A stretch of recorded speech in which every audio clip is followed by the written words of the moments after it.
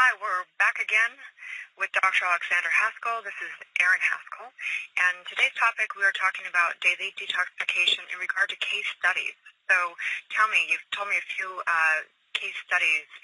Which one would you like to talk about?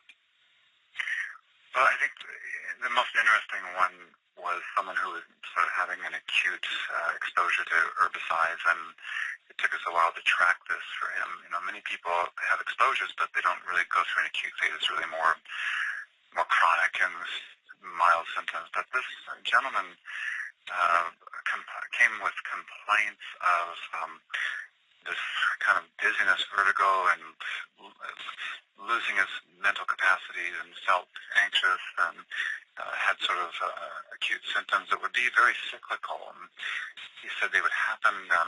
He was a businessman, very successful, very hardworking, very ambitious, and his symptoms would come on in the weekends. And he thought, well, maybe it's just because you've had a long week and your body is kind of worn out. And you got to, kind of take some extra time to rest and relax. And he said, yeah, you're probably right, but I love my work. I don't, it's not a big stress for me. I'm very successful. And so he said it happened usually Fridays, like after work, he'd come home and try to relax and kind of just go in his backyard and have a little drink or something and just unwind. And that's when it would often start. So we thought it was something to do with his stress levels. And he said the one thing that helped him was he figured out if he took a really hot shower, that he would find, almost immediate relief from this. And it turned out that, with further investigation, that he would have on a regular scheduled basis, his gardener would come, I think it was every 2 weeks, to take care of the landscape and cut the grass, and found out this gardener was spraying this herbicide around the perimeter of the in the gardens. And it was very interesting. Finally come down to it being something like this, an exposure to herbicides. And as soon as he had his gardener stop spraying that particular herbicide, then his symptoms completely went away. So two things. One is that we don't really know that we're being exposed to these herbicides. And secondly, it was a good example of how sweating, he took a hot shower, he did one of those special showers where it was hot water but also produced steam. And he would sit in that hot shower steam area for half an hour and be completely relieved. Wow, incredible.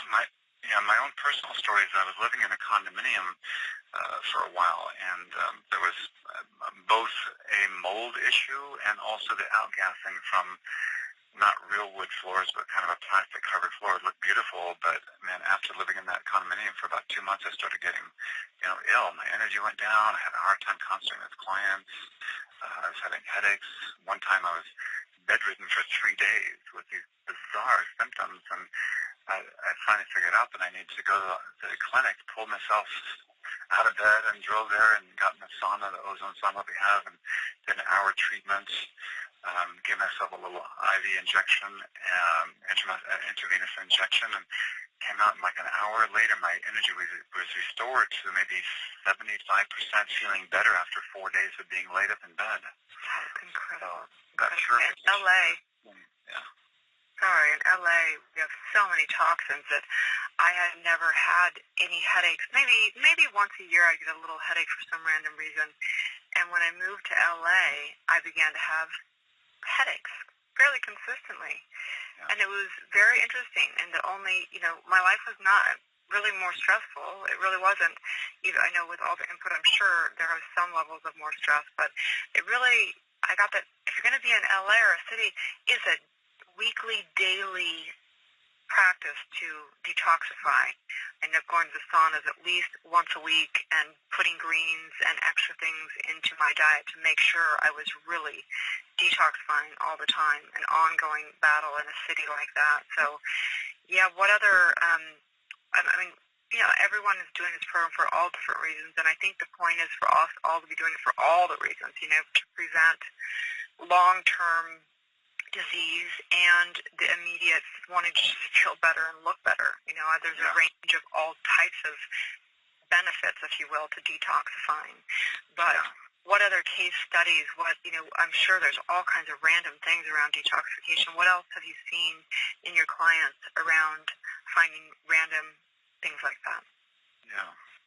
Well, just another little note is that I believe that now Canada has really put a ban on what are termed cosmetic pesticides and herbicides. Well, herbicides primarily, but also primarily herbicides. Cosmetic in this case just means using them on, for people's landscape and for their lawns and various things. So they're really advanced compared to the U.S. And it's one of those insidious chemicals that we have a really difficult time avoiding, and that's the reason why having incorporating a lifestyle of saunas and eating healthy foods that promote detoxification juices and various things. It's really vital that people go through this intense 30 days to see how well they can feel.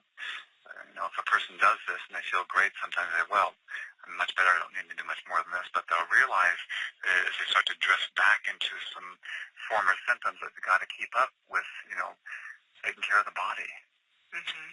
I'm curious to know, do allergies and symptoms like that, I would imagine that for people that are pretty more toxic, begin to be extra sensitive to everything from cleaners to everything because they're just on that really sensitive tipping point. Is this true? Yeah. Yeah, it is. You notice that in people that when they go through the purification or their health improves, they do start to recognize that they're having a reaction to something environmental.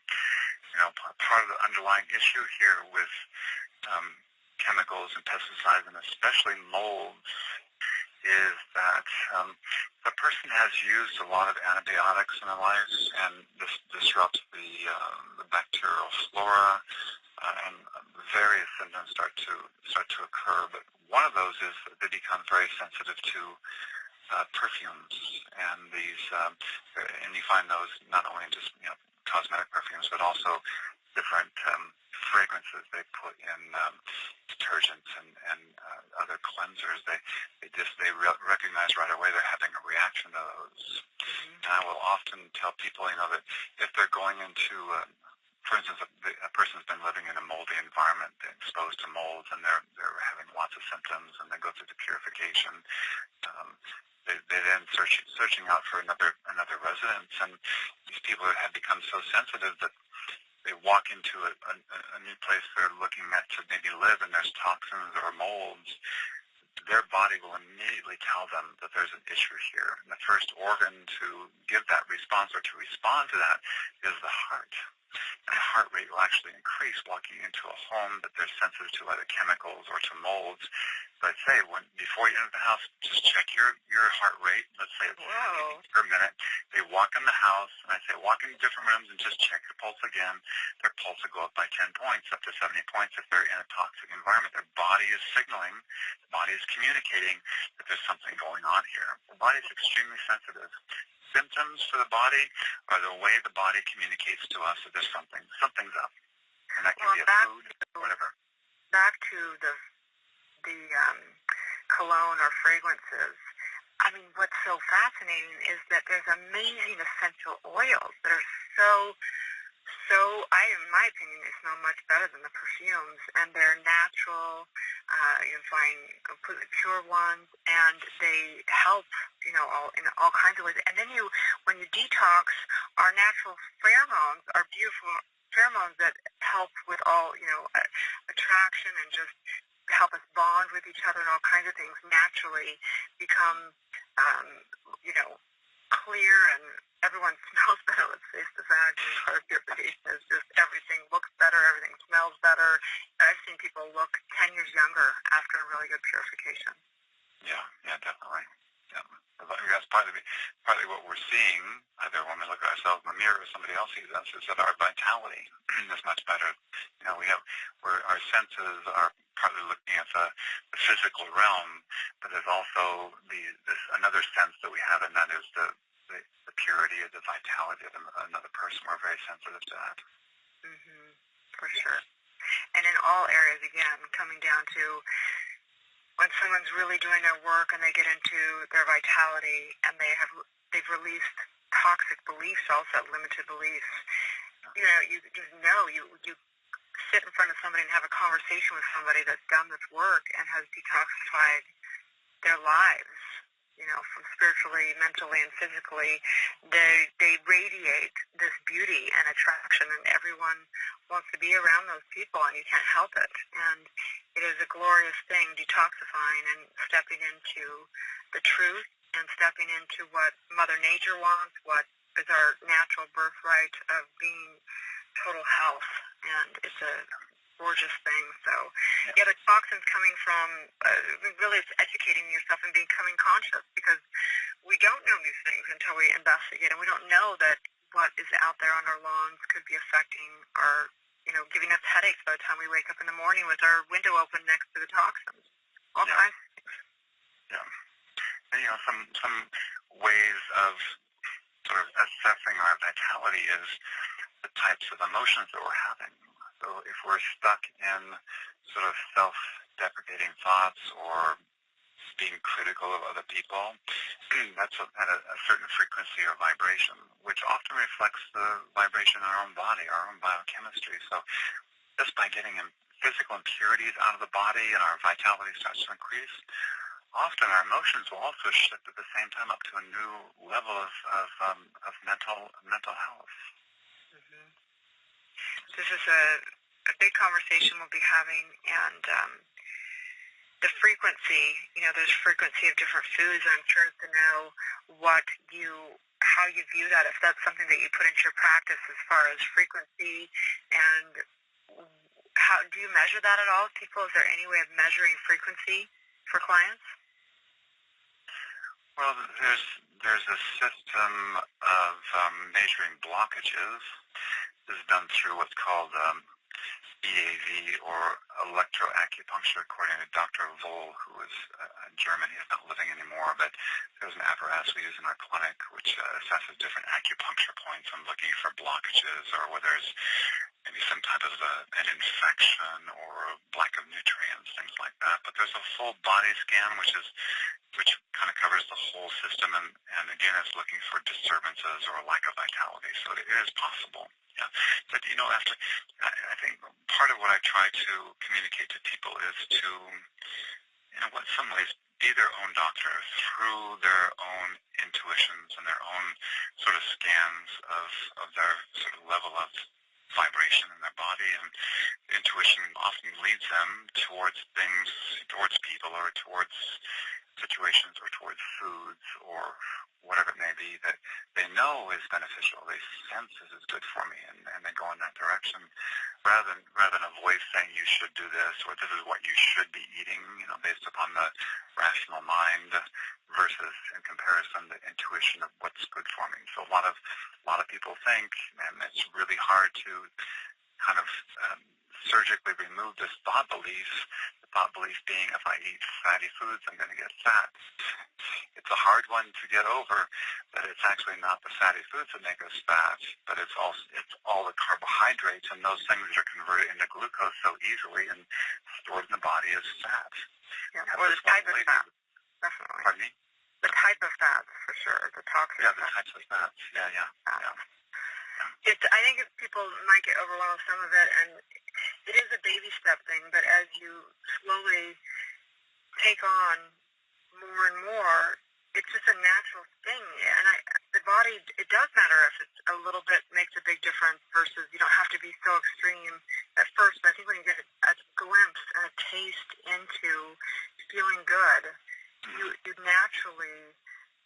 naturally wants to reach for more of it. It's a magnetic thing. The more you kind of get toxin, it's like the more you want toxins, and the more you get health and vitality and freedom, the more you naturally reach for that. It is a magnetism that occurs within it. Yeah. And I think when people's vitality and health does improve and they feel this renewed sense of wellness, and then they feel like they're dipping down or their health just kind of overnight just escaped them. It's what happened, and they start to investigate. What happened yesterday? What did I do? Or what didn't I do yesterday that kind of made me kind of decline today? So they become more sensitive, more aware, more investigative about what's shifted their health even slightly.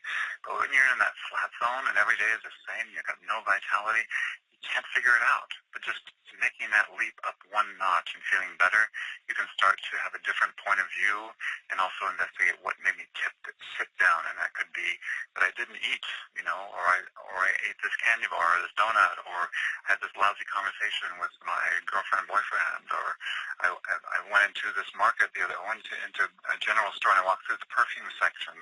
They start to think about what the relationship is, like a cause and effect situation of what's caused me to feel worse today. Yes. The journaling is so important. Yeah. I'll get where you'll notice if I don't do something preventative, like make sure I have healthy, good snacks around. Make sure I eat, so that if I am in that place where I just really want some kind of snack or treat, at least I can pick for one that doesn't have chemicals and doesn't have artificial sweeteners and doesn't have, at least I'm doing that. And, it's not, I don't think it has to be all or nothing to live this work and live in vitality. It doesn't have to be extreme, but it does have to be conscious, and it has to be preventative, and it has to, we take full accountability for what we're putting into our body, and there's freedom in it. Yeah.